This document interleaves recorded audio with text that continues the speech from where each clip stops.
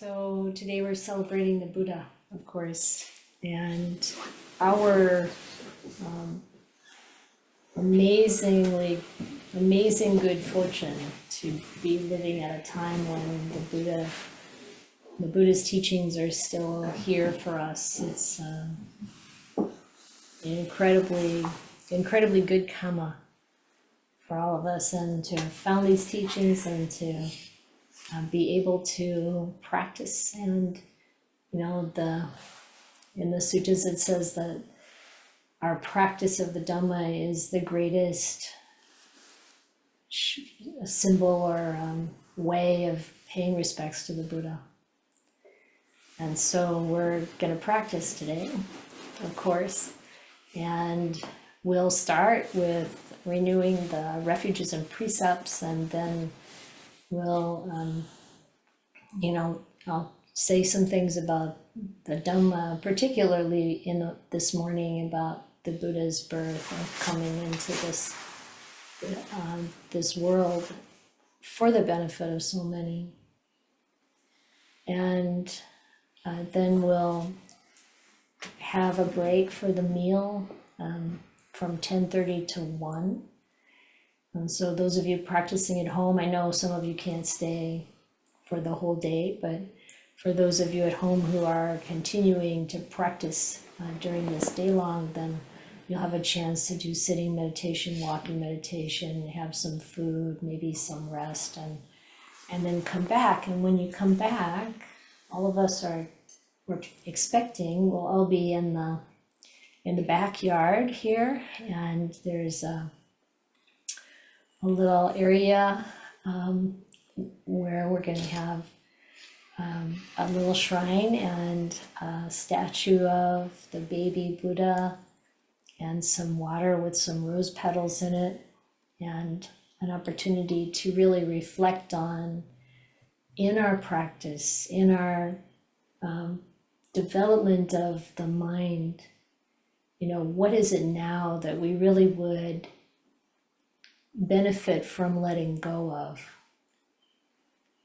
What is it that we would really like to set aside to be able to move forward in a strong way in our development? And then also what we might want to take on, So the symbolism is to pour the water over the shoulders of the baby Buddha. It's in the mind washing away some of the past or some of the patterns that we may have been, kind of coming into this world with because of causes and conditions that we want to set aside. And then, that washing away and acknowledging that every day is a new start. The Buddha coming into this world brought a light into the entire universe, really. So it says in the suttas. And that we have this opportunity to draw more closely to the heart of the Dhamma and the real awakening.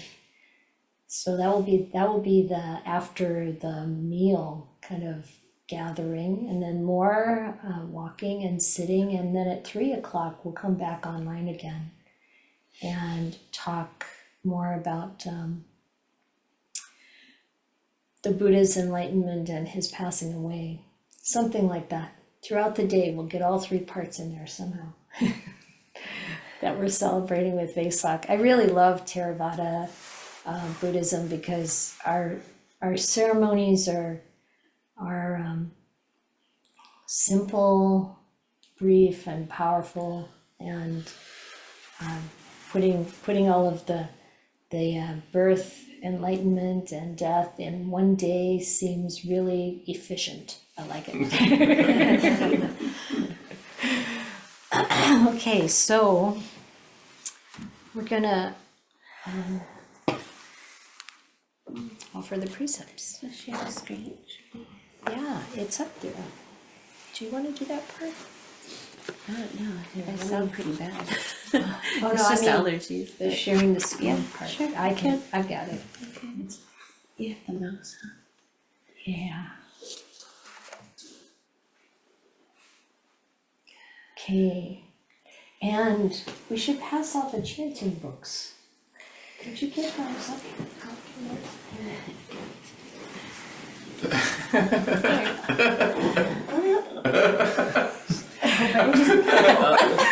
I think we're gonna have some more coming. This is a new Vesak ritual. Pass the chanting book. It's okay, they have the screen. The people back there don't. Anybody who wants to look at the book instead of the screen and face the shrine, that's fine. If we just circle, we'll all be generous to each other. Yeah, that's right. Would anyone like to lead the request at the beginning? We're gonna start to try to encourage learning more of the little pieces of the chanting, the requests for things. You wanna do it, Mahesh? All right. Is it the one in Pali? Yeah, right there, that's starting, and you just do it, you don't have to do the English, just the Pali. And everybody else can join in too, but But so like it says, everybody bows together at the beginning, yeah. 3 times. Three And then bows Mahesh will do the first. requests. Yeah. Oh, page 72, I believe, sorry folks. Whenever I don't give you the page. Look at 3 refuges. Is it 70? Oh, page 70. 72 is 8 precepts, I keep trying to give people 8 precepts, sorry. So we're doing 5, so the page before has 5 precepts. You're Page looking at 70, 8. Yeah. page 70 in the book. Yeah, you're on to me, aren't you? You know. I mean, really, I have this very bad habit of in the 3rd precept, I keep saying brahmacharya and giving people like celibacy. Sneak in the celibacy. So you gotta watch out for me there. It's not good. And your back break. Yeah. Okay. Start by bowing 3 times.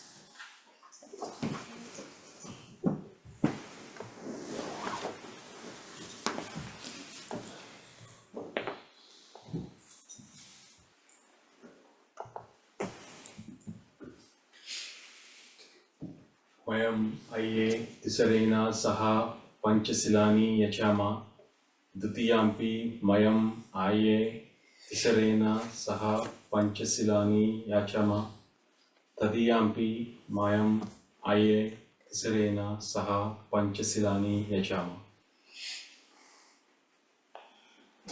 Namo tassa bhagavato arahato samma sambuddhassa. Namo tassa bhagavato arahato samma sambuddhassa.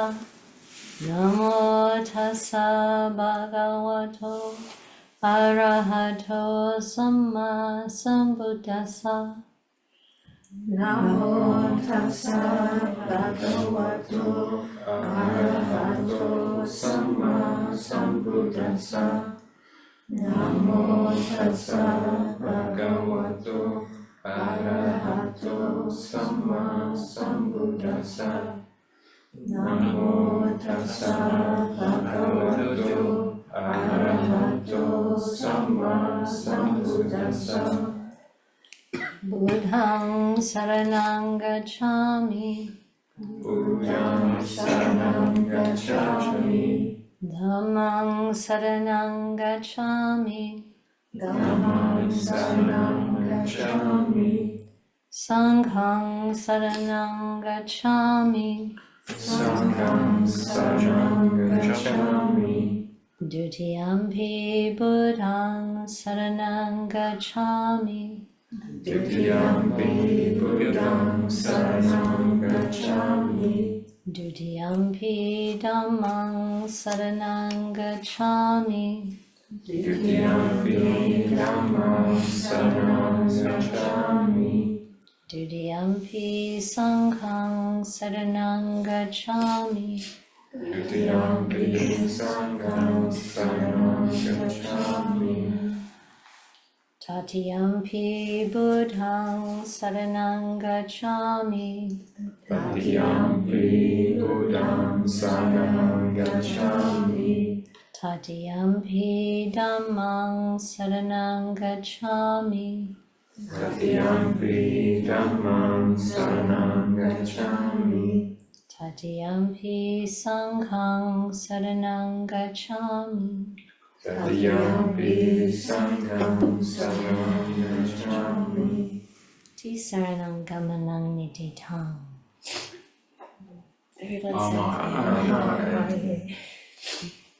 So now I'm gonna chant the Pali, and then you chant the Pali and then also read the English. Panatipata veramani sikkhapadang samadhiyami. Panatipata veramani sikkhapadang samadhiyami. I undertake the precepts to refrain from taking the life of any living creature.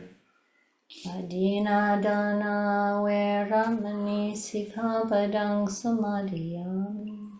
Adinadana veramani sikkhapadang samadhiyami. I undertake the precepts to refrain from taking what is not good to myself. Kame sumi chachara veramani sikkhapadang samadhiyami. Kamesumi chachara veramani sikkhapadang samadhiyami. I undertake the precept to refrain from sexual misconduct. Musawada veramani sikkhapadang samadhiyami. Musawada veramani sikkhapadang samadhiyami. I undertake the precept to refrain from harsh and harmful speech. Suramarayama japamadhatana veramani sikkhapadang samadhiyami. Suramaraya Majapavadana veramani sikkhapadang samadhiyami. I undertake the precept to refrain from consuming intoxicating drinks which lead to carelessness. Imani pancha sikkhapadani silena sukhatinyanti. Silena bhoga sampada. Silena nibhutinyanti tasma silani sodaye.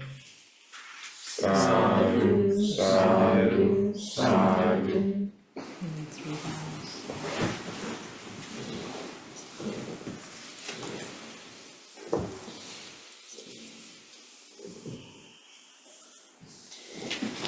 Well, that's a beautiful way to start the day. And the month we've been offering the refuges and precepts every time we do a daylong. So it's really nice to have that happen here. And again, this is one way that we express our gratitude to the Buddha and our determination in the practice. This is so foundational, these precepts that provide a safety to the world and a gift to all living beings. So we'll start out this investigation into the Buddha's life, or these 3 major experiences of his life, coming into this world first of all, and awakening and passing away as he did into parinibbana. And then I like to really, as you know, rely on the suttas, and the commentarial material is interesting, or the mythological, some of it's very mythological material, stories about, what happened when the Buddha was born. And culturally, that can be very inspiring for people, you know, if you grew up with those stories. And yet in the West, I think sometimes we have a bit of an allergy to the more mythological or, material that came later after the Buddha's life. And so when we like to look at the suttas, you know, the early Buddhist texts, so that we can see most likely something that was more from his time on this earth. So there's a sutta in the Middle Length Discourses. It's number 123, which I find kind of interesting. 1, 2, 3, go. Here's the Buddha, and it's talking about his birth, and you know, in that sutta, some senior monks are sitting together talking, and they're talking about how amazing the Buddha is. Now, I could really relate to that. Like, if we were living at the time of the Buddha, we were all bhikkhus and bhikkhunis, or, you know, and or even as lay disciples, you know, we probably would have conversations about how amazing he is. I mean, we certainly have conversations about some of the very advanced practitioners we know in that way too sometimes. But the Buddha, of course, what he brought into this world from his past lives and all of his practice, and then what he was able to do in that lifetime, is so far beyond what anyone has done since. And yet he opened the way for everyone to have this opportunity to awaken, which is just, you know, so profound we can't even express it. And we have this benefit. So beautiful. It's like someone just poured a pile of gold in the middle of the room, you know. It's so precious. So way much more precious than that, you know. It was Venerable Ratapala who said, yeah, take that gold, Dad and Mom, and throw it in the middle of the Ganges, because that's going to bring you trouble. But the Dhamma, so much beyond that. So in that sutta, the monks are talking about how wonderful the Buddha is, and specifically they're talking about how the Buddha had the knowledge of all the Buddhas of the past and knew the details about them and their practice and their community and all of the things about them. And, you know, isn't it amazing that a human being could have such vast knowledge and vision and understanding of the way things have been in the past, the way things are now.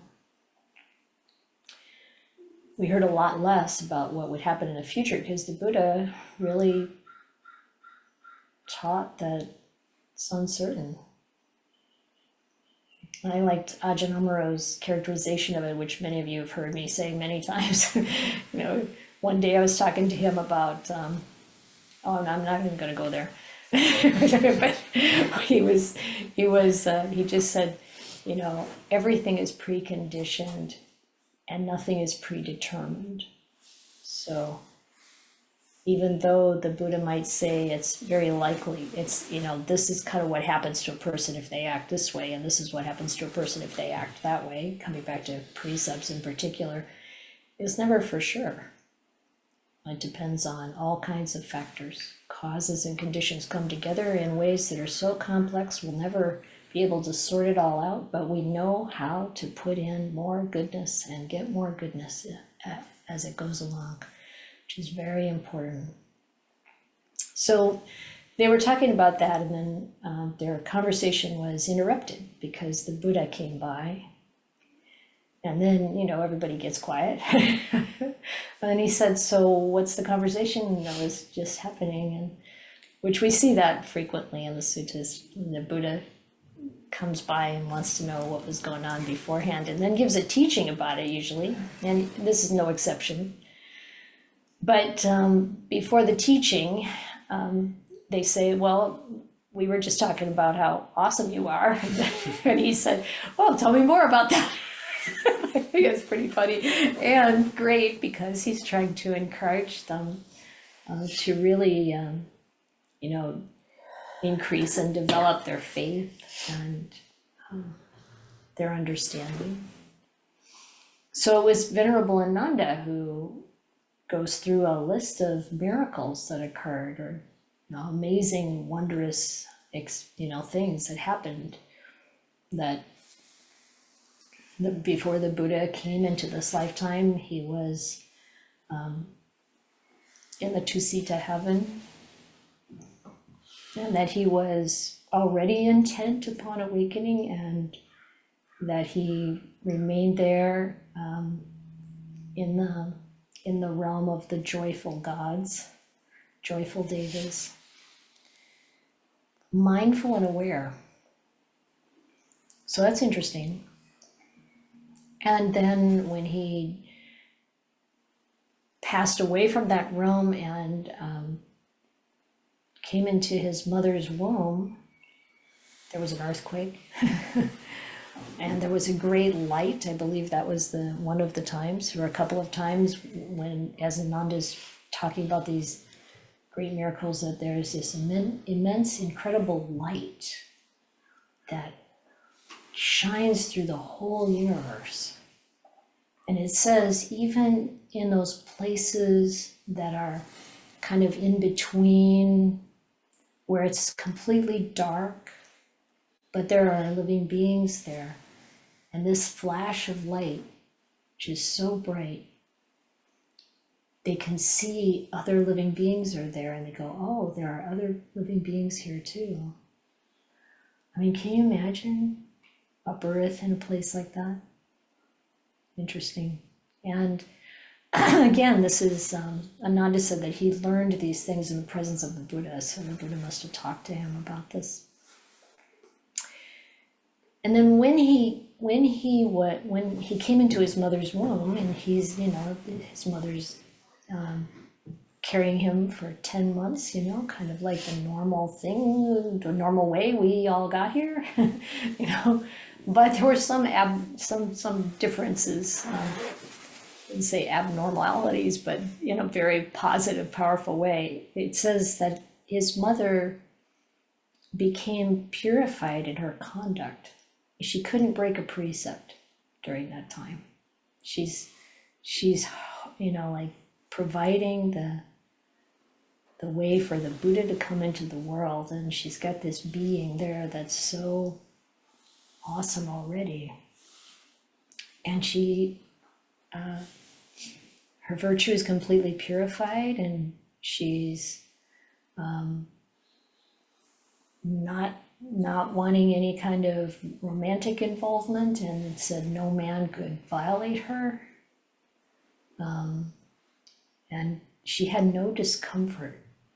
I don't know how many people listening to this have been pregnant, but to not have any discomfort is kind of amazing all on its own, through a pregnancy. And she just was calm and at peace and happy and enjoying the comforts around her. And they say that when, in this, that also when he was born, that the devas received him first, and then the people. That the devas were waiting there for him to come, and they took him and put him before his mother and said, "This is your awesome, amazing son." And then it says he stood up and walked 7 steps to the north and said, "I'm here, I'm the best, I'm the one." Yeah, and we might not all feel like, well, maybe not, but it doesn't matter. I think the thing to really put our attention on is the wonderful things that came of that. Amazing being coming into the world. And there's another sutta that I like quite a lot in the Sutta Nipata. I think it's 3.11. I think it's in the third chapter, number 11, and it's about this seer, Asita, and his nephew, Nalaka. I think it's called the Nalaka Sutta. And it's all in verse, it's very beautiful. And I'm not going to read it because it's very long, it's pretty long. But Asita was a seer, and a seer, someone who sees beyond this world. And he was in meditation, and he saw the devas of the realm of the 33, which is Sakka's realm, king of the devas. And they were very ecstatic, and they were waving streamers and really excited. And Asita says to them, I've never seen you so excited about anything. Even when the Devas and the Asuras went to battle and the Devas won and conquered the Asuras, you weren't this excited. What has happened? What have you seen? And they said, it's because this birth has occurred, and this being is going to be fully enlightened Buddha. And we are over the moon about this. And so Asita, they told him where, and they told him, and so he goes to Suddhodana's house, and he's welcomed in. And now the description of him is he's called the Dark One. He's black with dreadlocks, and this is a cool dude with a lot of like spiritual power, intense, right? And he comes in and he wants to see the boy. And so they bring him to him, and he receives him. So you can imagine him holding the Buddha. And it says that the Buddha was glowing like gold. It wasn't the Buddha yet, but as Siddhartha Gautama. And the seer, because he was well versed in what to notice, he knew, and he said, "This is the most awesome. Your son is going to be a fully enlightened Buddha. He's going to turn the wheel of the Dhamma. He's going to have this unlimited compassion for beings and provide this incredible teaching, and his spiritual path is going to be so expansive, so wide, so wonderful." And then all of a sudden, Asita's face goes sad, and he starts to cry. And of course, the family of Siddhartha is really concerned, and they're like, do you see there's some kind of harm that's going to come to him? And then he realizes, what they are seeing. He's like, oh no, he's going to be fine. There's no harm, no threat is going to come to him. But I realize that I'm going to die before he teaches, before he becomes the Buddha. And I won't hear him teach. And then when Asita leaves, he goes to his nephew, Nalaka, and he tells him what's going to happen. He said, Nalaka, when you hear another voice, I always like the way they talk about it in the sutta is another voice, because there was a point where the Buddha says that the most powerful external force on us is another human voice, another voice. So when you hear a voice saying Buddha, then pay attention and go find him and live the holy life under him.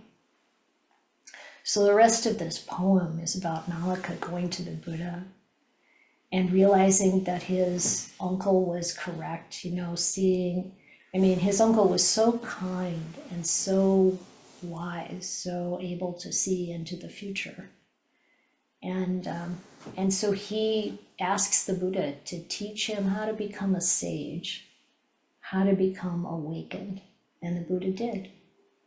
And he lived there with the Buddha. And, you know,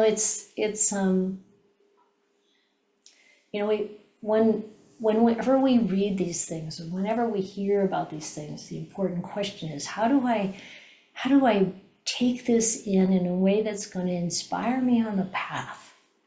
How can I relate to this in a way that's going to help me wake up? Well, the first thing is to realize that we're close. We're already listening. We're already open. We already have the ability, or we wouldn't be doing this here. And then to also realize that it doesn't matter how long it takes. If it's this lifetime, if it's next lifetime, whatever it is, that's not what's important. What's important is we continually move in that direction of awakening.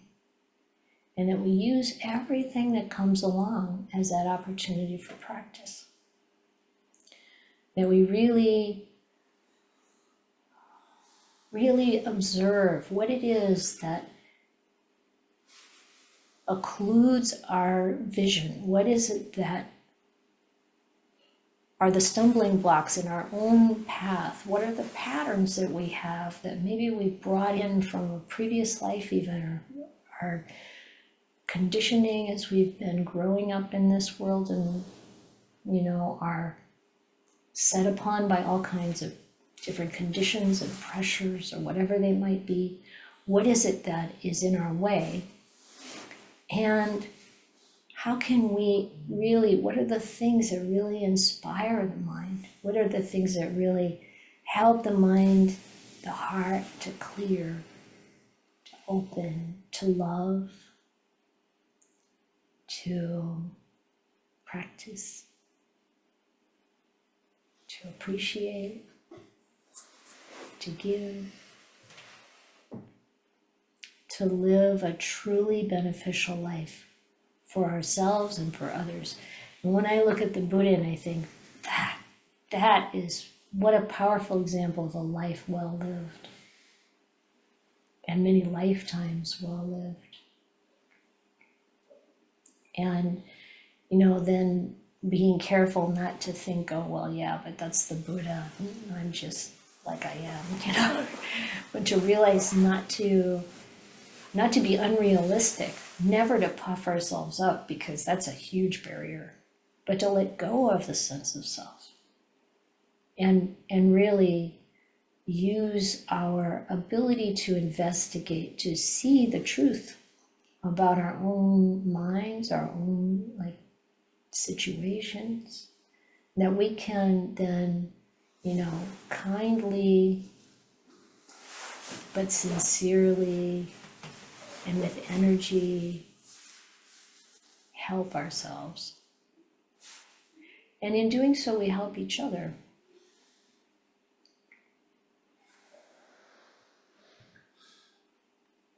So I'm going to stop talking there, and I want to hear whatever questions or comments or anything you'd want to say. Yes, Elizabeth. I have a comment. So last week was Ajahn Sumedho's, the celebration of his 90th birthday at Amaravati. And they had a live video of a lot of the talks. And there were some monks from Thailand, and there were some monks from the US, you know, the first Western disciples of Ajahn Chah. And I was watching it on the video, and I was so moved by the feeling, even just this life that was so well lived.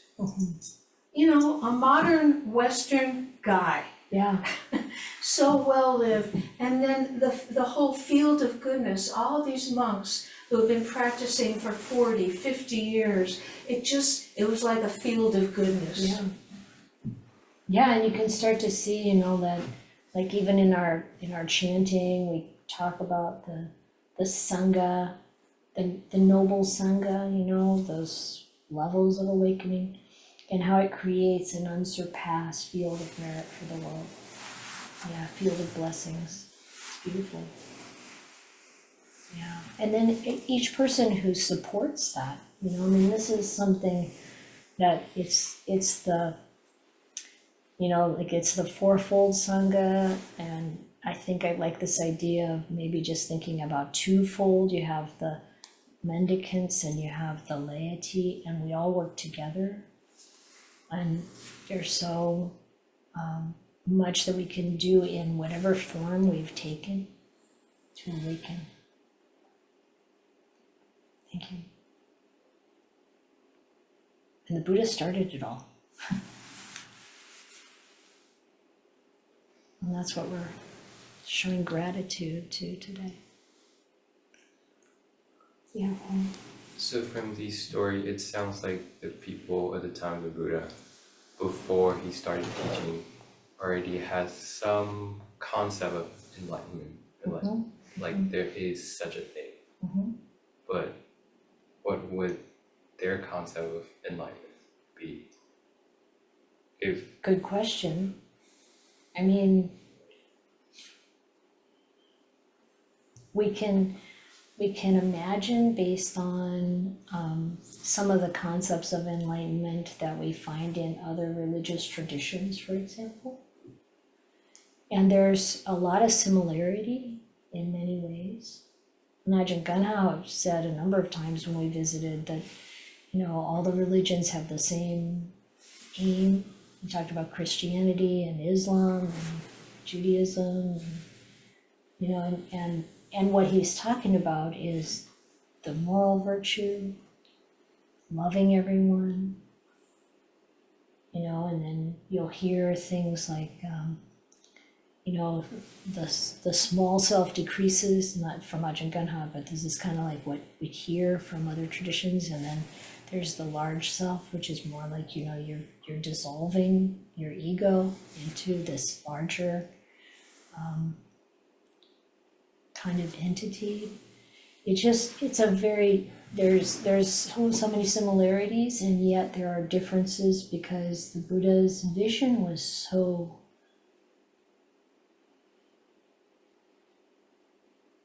deep that he really saw that the self, there is no self at all. So you know, instead of looking to a higher power, a being that you then kind of dissolve into in some way, or you align with in some way, because at that time there would be that whole, you know, it's sort of very much a focus on Dhamma, and you know, like instead of thinking that there's some being that's gonna save us, you know, the Buddha, you know, looked beyond that. He said that too is impermanent. And so the striking difference in the Buddha's teachings is about everything, in every realm, being impermanent, and therefore carrying dukkha. And that none of that is mere mind, there's no self. And people will argue that the Buddha never said there's no self, but it's, I don't know, when you read those lines, it's show up again and again, all conditioned things are impermanent, all sankharas, sabba sankhara anicca, sabbe sankhara anicca. And then all things, all dhammas are not self, conditioned or unconditioned, not even nibbana. So it's like the danger that I think people back then and all of us still fall into is somehow defining reality from this position of a self. We take the ego as the framework for life. And the Buddha is telling us that does not work. So I felt like my love for God and my faith in God before coming to the Buddhist teachings really was based on a lot of imagining and interpretation of experience that set up this God that actually, by that existence, validated an existence of me, self. And so it's like, that's where we get caught. So, you know, it's like, yeah, there was a lot in the environment already. And then there was all this support for mendicants, you know, like you walk with your bowl and have nothing else and people put food in it, you know, and there's this beauty in that part of the world of this you know, reverence towards practitioners, and the meditation was obviously happening already for a long time. And yet that profound depth of seeing had been lost. As the Buddha said, it will happen over and over again. And in some sense, we are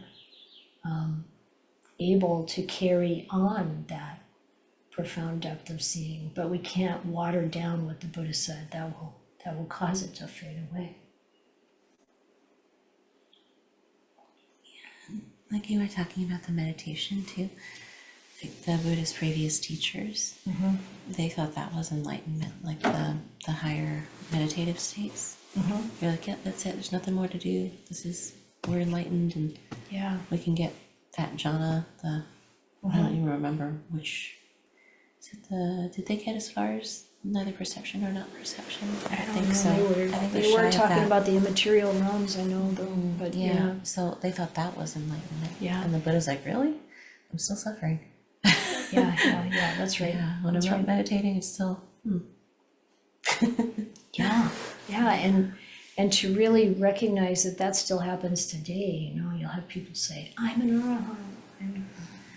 I am an arahant, just doesn't quite work, you know. And to think that, you know, the deep meditation can be so extraordinarily beautiful and mind-blowing that, you know, to think that that's awakening very much can we still fall into these traps. But that's the key. He was like, the suffering's not over. The suffering has to be over. Otherwise I haven't found it yet. Ling? Thank you, Ayya. I just want to make maybe two comments. While you're talking about Buddha's mother become purified when Buddha went into the womb, my heart was just like, you know, thumping, and because I really resonate those feeling like being purified. I'm so grateful, and you know, I was this life born Chinese family, and I've seen the Bodhisattva statue since I was little, but I never feel like I was being touched. And but you know, I only found the teaching when I came to the Europe, come to the West. And that's you know, when the first time when I heard about 5 precepts, I just feel that is for me. But I never heard that when I was in China. And that kind of I was very grateful, and I was able to take 5 precepts, you know, 10 years ago. Even I was not sure, and you know, if I can keep it, or, and I was just this kind of feeling being drawn to, but don't know what's it about. Sometimes I feel like Buddha is so close to me, so sometimes I feel so far away. You know, I hear the stories, people in the Western monks, you know, they were so young, but they just drawn to go to the Asia, Thailand, to searching and find the masters. I really resonate, and those stories always touch my heart so deeply. So I'm really touched in, I didn't know that story, like purification. I feel like, I'm not like compare me as Buddha's mother, but I feel like when I first time I took, 5 precepts, I feel that purification, I just feel so grateful. And it's all, I feel like I'm so deluded for so many years. And then suddenly I could feel some purity. And so, yeah, that's one thing I really felt that way. It's incredible. I found this path even only when I come to the West. So Buddha is very far, but very close to to my heart. Thank you. Yeah, thank you, Ling.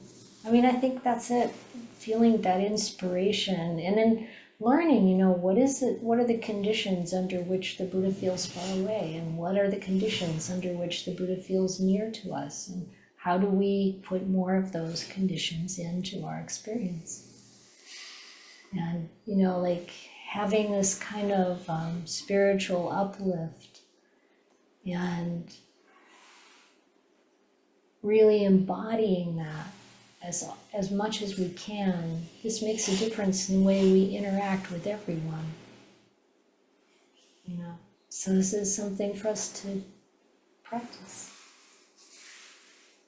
Yeah, thank you, Lynn. Jarell? I just wanted to piggyback off of something that Ling said. Just today while we were chanting, I just started practicing Buddhism earlier this year in January. And I've been participating in the chanting and when it's in Pali, but today was the first day that the way the Pali hit and how it felt in my body just felt so different.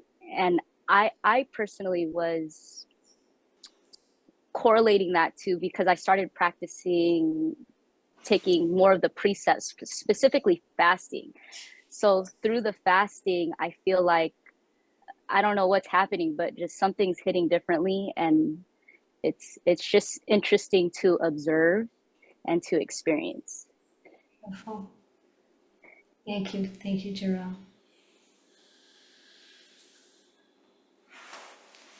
Any questions? Comments? Any questions about precepts or anything else, actually? Yeah, more like that. Yes, Alex? I do find that the further you go on the path, the more you deeply appreciate the 5 precepts. I think at the start they're a bit like ice cubes, but it's like, oh, these are commonsensical ideas. But as you keep doing it more and more, and you see your wholesome conduct grow, they become more like icebergs, where it's like, oh, this is real. This is like this is for the goodness of the heart. Maintain the strength to keep going on the path and not do evil things to people Yeah, and to yourself. beautiful. Yeah. I have a question about Vesak. Uh-huh. So why is it that we celebrate all these 3 events at the same day? Are they actually, is the idea that they actually happen at the same day? Is that in the canon, or Yeah, I don't know. is it just I mean, it's the Theravada tradition to celebrate, saying that, the full moon of May was when the Buddha was born, the full moon of May was when the Buddha was enlightened, the full moon of May was when he passed away. But is it so? I don't know. And I don't know if it matters. And maybe, maybe there are scholars who have a sense that it actually is that way, but my experience in study is that there are scholars who argue even if, like they don't really know what year the Buddha was born in. They don't even know what decade the Buddha was born in, they're all, like vary from like, I think about 70 years or something between the different like opinions. And I don't think we know, but I think it works. I think it's valuable to, instead of just celebrating the Buddha's birth, also celebrate that he awakened and that he died. You know, like there's so much in religion about trying to act like death isn't normal or shouldn't happen. You know, like, no, we die. Everybody dies. And when we look at the Buddha's death and he talks about what it feels like to be old in an old body. You know, I'm so glad the Buddha himself didn't act like there's some kind of superpower that's going to keep me alive forever.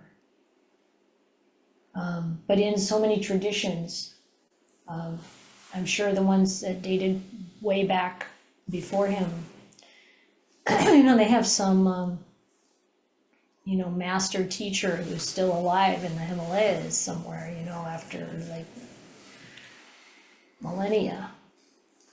And it's like how much the human mind wants to cling to life and to, you know, whether it's through getting frozen and then thawed out later when they can fix whatever's wrong with you or whatever, you know, or it's finding a fountain of youth, how many excursions of, you know, into that and brutality that came along with it, you know, in some ways. And so this is something I'm so grateful. The Buddha was just straight out, hey, you're born, you're gonna die.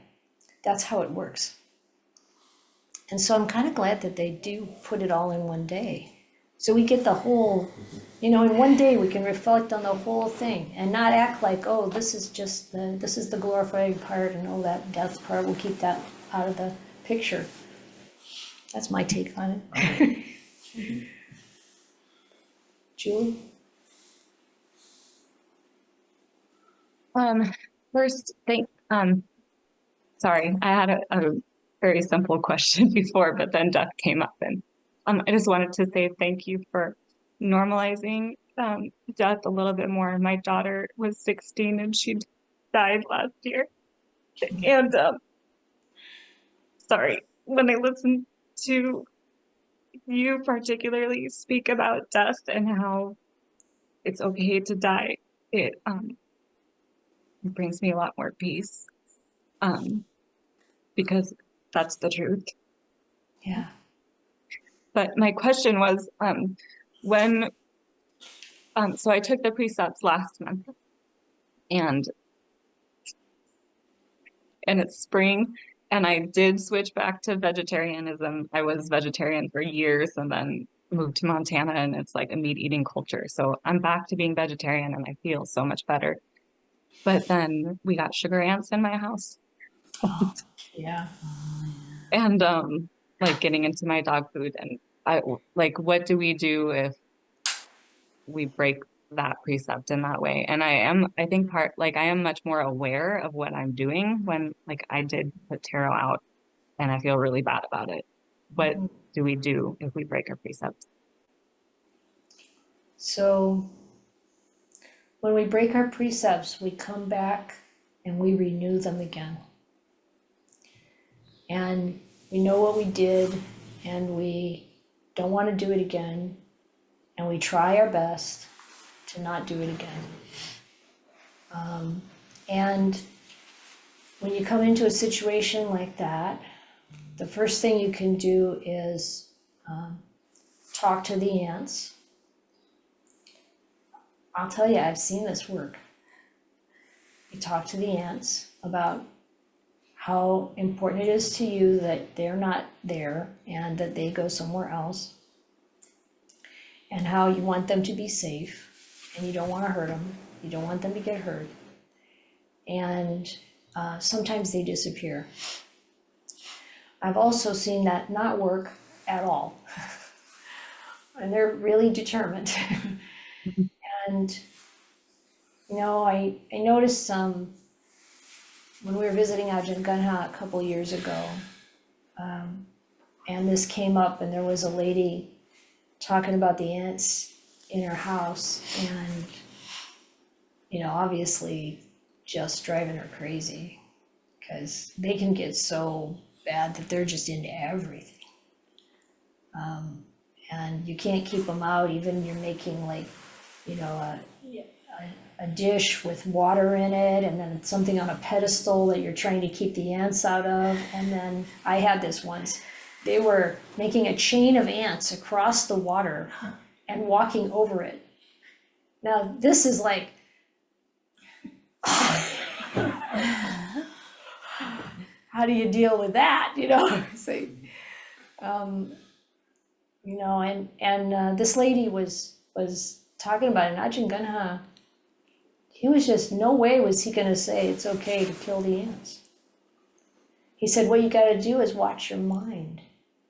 You gotta like really be careful with the aversion, with the anger, with the, you know, the way you're relating to these living beings.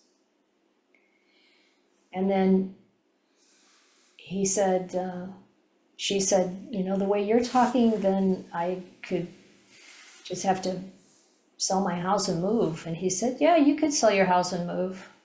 The way you're talking, you're not free from the aversion. You're not free from the hatred. You know, something like that. And so it's like, that's where the work is. And, you know, sometimes,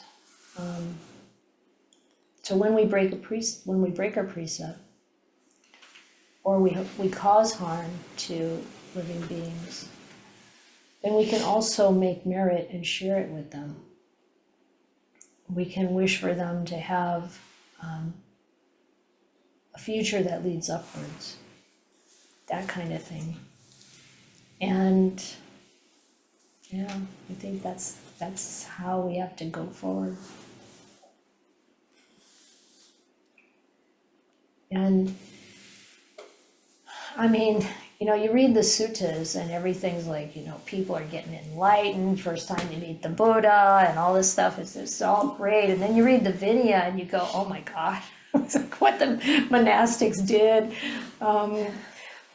how these rules got made, and, you know, and human beings, life is so complicated, in a sense, and we all do things that we want to repair.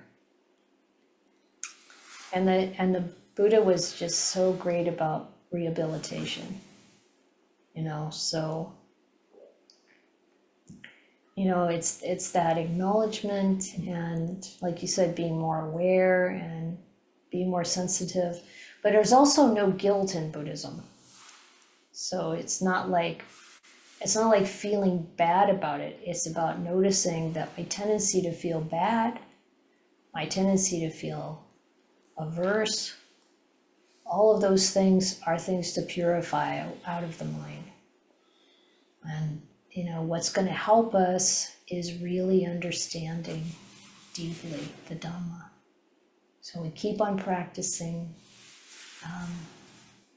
We've all done things.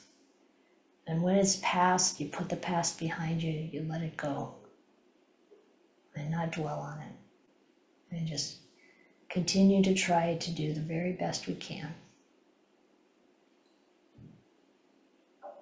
Thank you. You're welcome.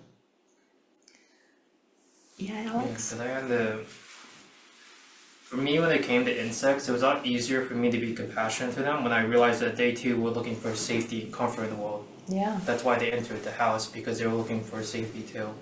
And so it's a lot easier to recognize that we both have the same motivations of looking for safety in the world. So it's easier for me not to kill them. Yeah.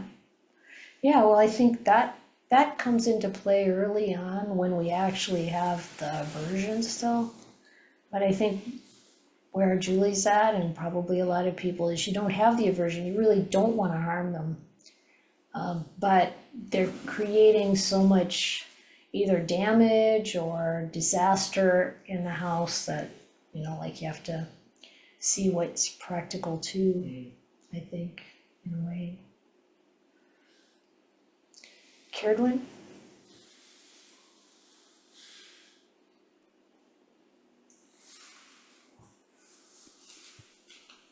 Oh, thank you. I have an ant story. So well, I'll just go back and say from the time I was a small child, I've always had this connection to creatures, other creatures, non-human. And so I was the child who would, scoop up the spider to save it from my mom's shoe and take it outside. And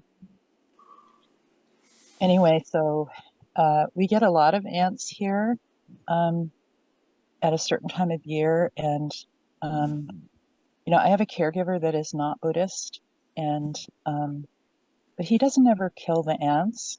And so we were getting ants on there's a cloth that goes under the dish drainer.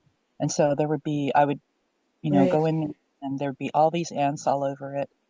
And so I told my caregiver, well, just take the cloth outside, sort of fold it over gently so you're not hurting the ants, and then just shake it outside. And so that's what we'd been doing. Well, pretty soon the ants just had gotten out of control. They were on everything. Yeah. And I was sort of like at my wit's end. What am I going to do about this? And I don't know. I just had this flash of insight and I thought, well, what are they after? They're after food. So I found this container, and sort of in the middle area, I put in sugar and water, basically. And I left enough space so that they could be in there and not drown in this sugar water. And I set it up, and then I came back to it, and it was like I was sort of expecting that I could trap them and then take them outside, small amounts at a time of ants. And, but I came back and all the sugar water was like completely gone. It was quite a bit of sugar water. It was gone. There was not an ant in sight, Huh. and they never came back. Wow. Like I had given them what they were looking for, and they Wow. just didn't come back. Yeah. So I don't know if that's like a thing, but There are so many stories. Yeah, that's a thing. And it also may not work, but it might work.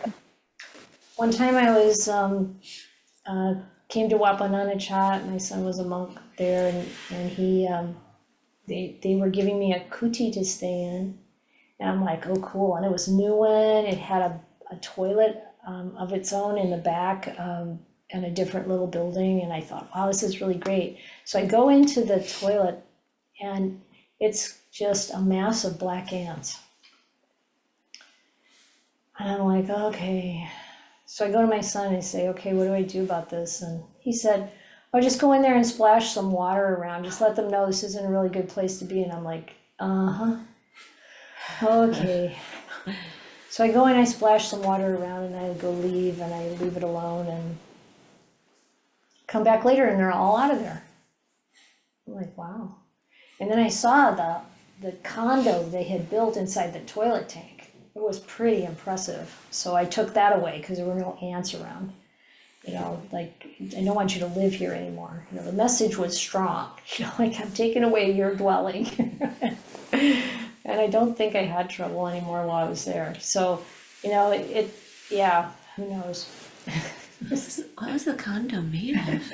It was like mud. Mud, huh? Yeah, Okay. it was weird. Yeah.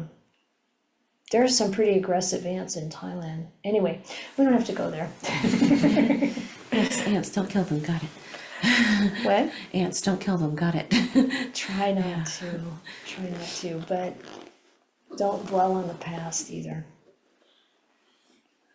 Yeah, Mahesh? So I have a question on fighting or conditioning to go in the direction of generosity, precepts and renunciation, the premise, following them. So our conditioning makes us feel a certain way, draws us to behave in a certain way while we want to go in the right direction of precepts, premise, following generosity, giving and all of that stuff.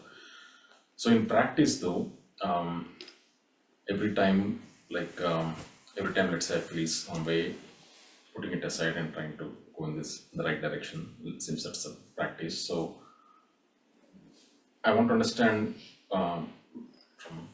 in monks when they do this, what's the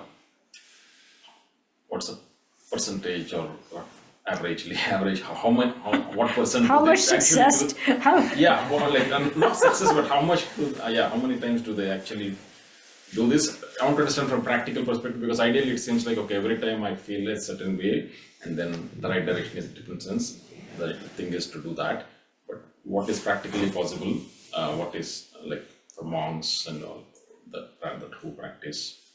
well, in monastic life, you have a lot more support because you have your monastic brothers and sisters and teachers nearby usually, you know, in some way, whether they're physically nearby or they're connected, closely connected, and you have this framework of so many rules, you know, 311 rules, and if you want to go in a direction that's unwholesome, there's a big rule that you really don't want to break because you don't want the consequences, and then in the same category, in the same kind of problem, there's a lesser rule, but still pretty big, you don't want to break that. And then there's these minor rules that are very, you know, on the surface insignificant, but you don't want to break those either. And so by having those kind of gradation before you get into real trouble, it keeps you far away from the edge. And it's very helpful. And then what are you doing with those minor rules? Okay, you feel like, okay, I didn't handle that one the way I would like to. So you have this confession with your bhikkhunis, one of the bhikkhuni sisters, and you talk about it, and you reflect on it, and you've got some accountability, right? And you're recommitting, you're acknowledging your mistake, and you're recommitting to do it differently next time. So, you know, the number of times you go through that, and you're also using the tools the Buddha gave to investigate, like what's really behind the desire to do the wrong thing. You're not just fighting the impulse. You're also looking at the causes. And you're also looking, you know, the Buddha really encouraged us to look at the danger. You know, if I go down that track, I'm just going to have more of the same misery. And really look at the misery of it. And then you come back to, you know, you do the right thing again and again and again and again, and then you start to feel the value of that. You start to wear away that old pattern. It's just patterning, it's just habit. You start to wear it away. But when you're in lay life, you can be in the presence of people who are supportive like that or not. You might have a lot of influences that are pulling you the other direction. You know, everybody's talking about their stock options or whatever. That's the big thing in their life, you know, it's like, but no, your big thing is, hey, I want to be a really, really good person. And I want to be a really good example to my children. And I want to be a really good influence in the world. And when I die, no one's going to care at all what my stock options were, including you. You think like that. You remind yourself. Try to surround yourself with people who are really supportive in that, not people with the values of the world that take us down these endless paths of seeking and being unsatisfied. So the percentage, there's no percentage. Everybody struggles until we wake up. And you can be in robes and completely go the wrong way. There are plenty of scandals, fortunately not in our tradition, but but who knows, you know, human beings. You got human beings involved, you got trouble. And so, you know, it's like, you know, it's there's no percentage, but we gotta like build up we gotta change our odds in our own situation. We gotta really, really stack the deck for success. And that means staying away from the influences that draw us the wrong way, having sense restraint, having making choices to be around good people, listening to the Dhamma a lot, you know, just really like changing the environment. Yeah, I think those levels of the rules are, I think, will be helpful. when I read the 227, those ones, right, those are mostly about the bowl as well as how do you behave in a sangha, and so are there any equivalents for lay life, similar kind of, not that extensively, but something that grade level things that can follow? It's a good question. I think I'm gonna think about that. And you might wanna just discuss that with some of the Sangha members and see if that's where you experience that, kind of this, like, the gradation of, yeah, I don't know. I mean, I can think of like with right speech, the precept to not lie, all the aspects that make up right speech is kind of like that. It's like gradations. And if you pay attention to letting go of the frivolous speech, you might not be wandering off into areas where you might exaggerate and, is that what you're saying, kind of? Kind of. I mean, like, it has to be timely and true and beneficial and full of metta. There's like many aspects that build up to not just lying, but it's like an extra, more refined kind of thing happening. So That's a good I'm point. sure you can find things, or make up your own for your own life. Like don't kill the bugs. Got it.